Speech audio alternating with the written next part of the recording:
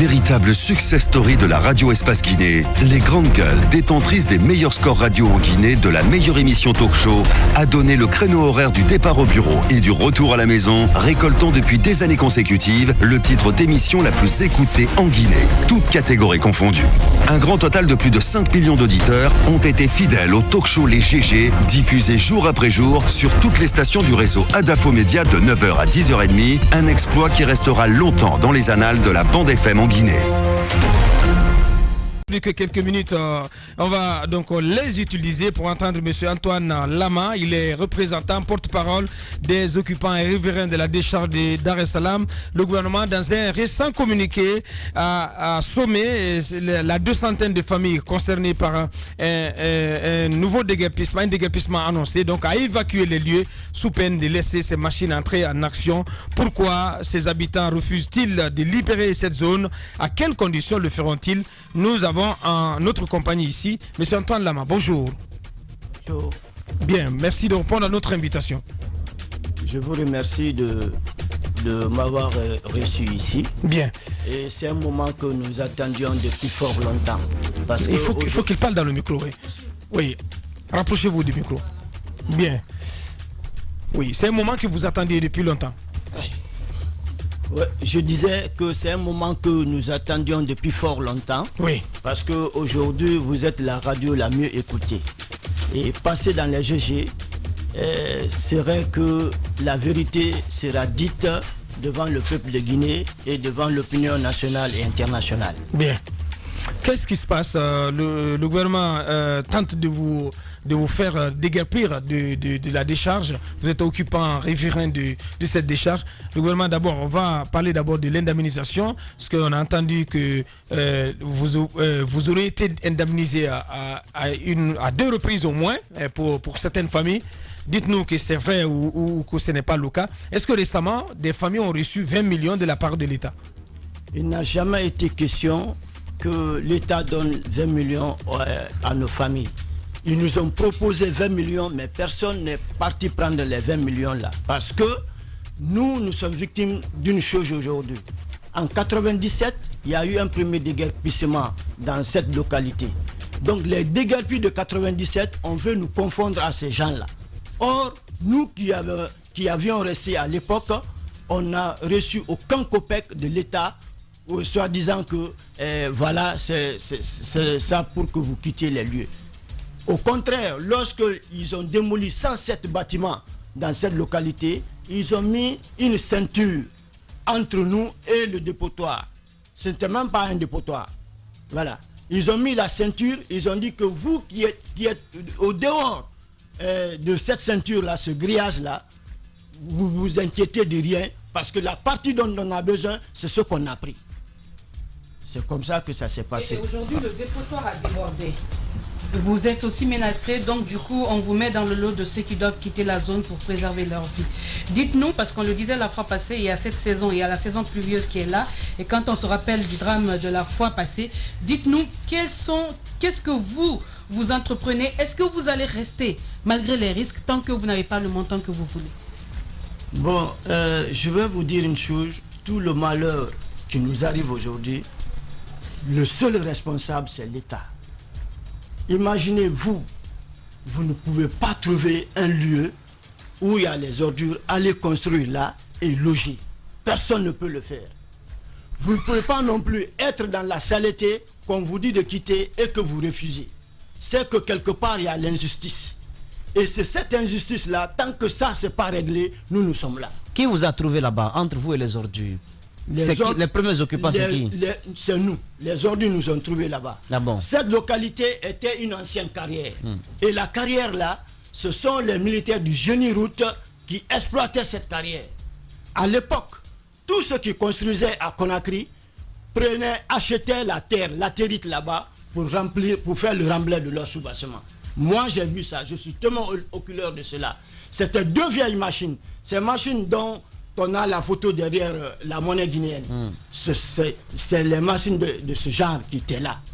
D'accord. Mais à ce jour, on parle de risques pour votre santé.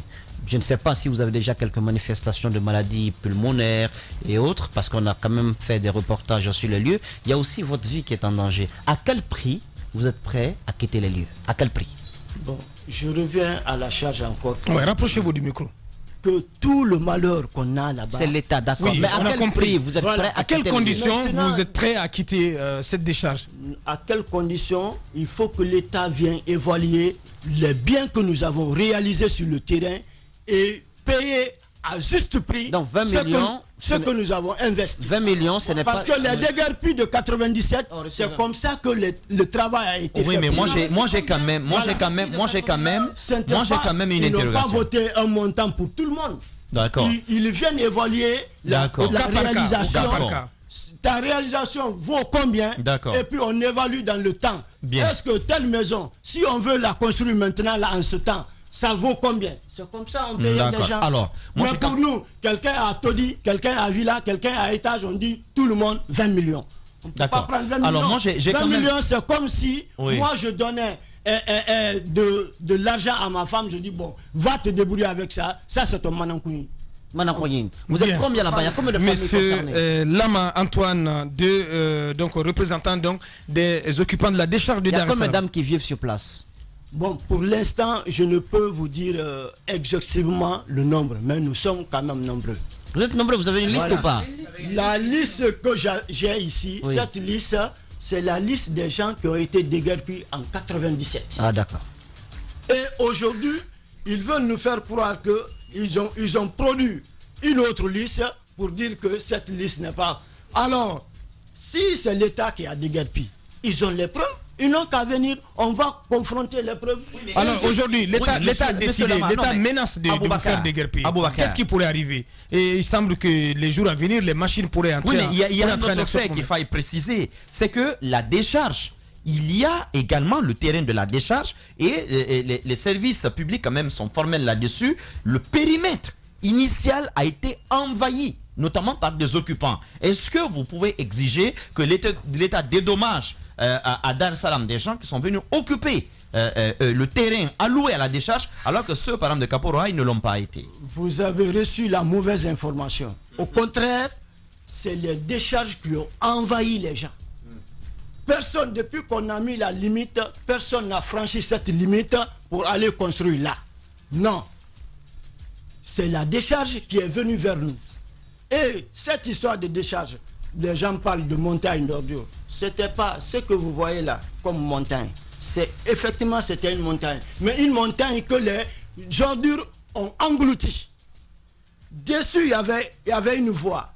Et pour ceux qui savent, le palais Sertouria devait loger cette montagne que vous disiez montagne d'ordures. Pourquoi le projet là a échoué? Parce que les événements du 2 et 3 février 1996, le lobby qui a bombardé le palais des Nations, c'était sa trajectoire.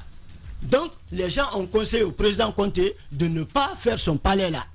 Sinon, les experts chinois étaient même venus visiter les lieux. Et depuis, même quand ce projet-là s'est levé, on n'était pas inquiété. Personne n'est venu nous dire, puisqu'il y aura palais ici, il faut quitter les lieux. À ce stade, ce qui nous Qu'est-ce qui va se passer? Ce sont vos vies, justement. Qu'est-ce qui va se passer? Si le gouvernement menace de passer à l'action. Qu'est-ce que vous allez faire? Nous n'avons pas un lieu où aller. Nous sommes chez nous, nous restons chez nous. Il faut que l'État nous accompagne. Vous n'allez pas quand même faire face aux machines. Vous n'allez pas dresser vos poitrines contre les machines. Ils vont casser. Ils n'ont qu'à casser. Nous, c'est le bien de nos parents. Regardez, un fonctionnaire, vous pouvez faire 30 ans, l'État n'a jamais construit des logements sociaux. Le fonctionnaire, il se débrouille, il se cracasse, il laisse quelque chose au moins pour ses enfants. Un beau jour, l'État se lève encore pour venir casser ça. Bien. C'était notre invité. Malheureusement, on ne peut plus aller plus loin. Merci à vous, monsieur Antoine Lama. La voix des sans-voix donc, qui s'est exprimée, la voix des vrais gens. Une pensée donc à toutes ces populations qui sont aujourd'hui donc sous la menace d'un déguerpissement du côté de Dar es Salaam. Merci à vous, monsieur Antoine. Merci à vous tous qui nous avez suivis à l'international. Vous nous avez également suivis en région, à travers nos antennes un peu partout en Guinée. Merci à notre équipe de réalisation, Mamoudou Kondé, le colosse du côté de la télé. Grand merci à Ibrahim Prince Diallo, le doigté magique du côté de la radio. Grand merci également à notre ingénieur de son, Nalaï Sidibé. Merci de l'attention. Demain, on se reprend pour continuer l'aventure au compte de cette émission.